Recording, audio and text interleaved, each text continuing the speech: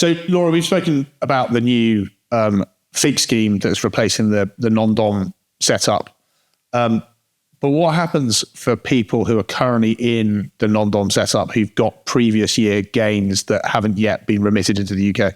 So the government are trying to encourage people to bring overseas and offshore income and gains into the UK.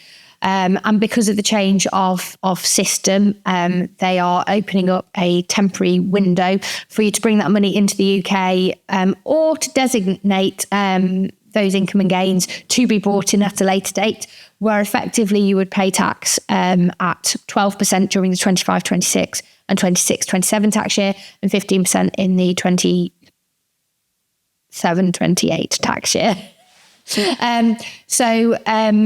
You don't actually have to physically remit the money into the UK. You would make the declaration on your tax return.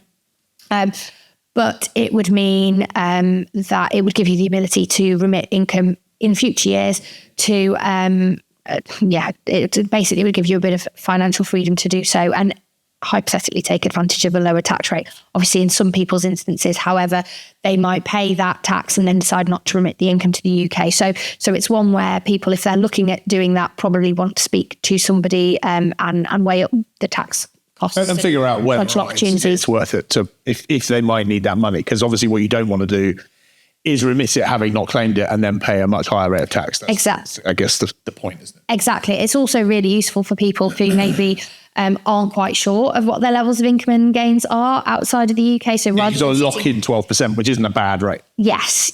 And you could lock it in at, if you kind of went and estimated your tax position rather than, potentially paying a lot of money to try and work it out to the penny. You may pay a small amount of additional tax at 12%, but overall you probably end up better off. And that's what I guess the government are putting on.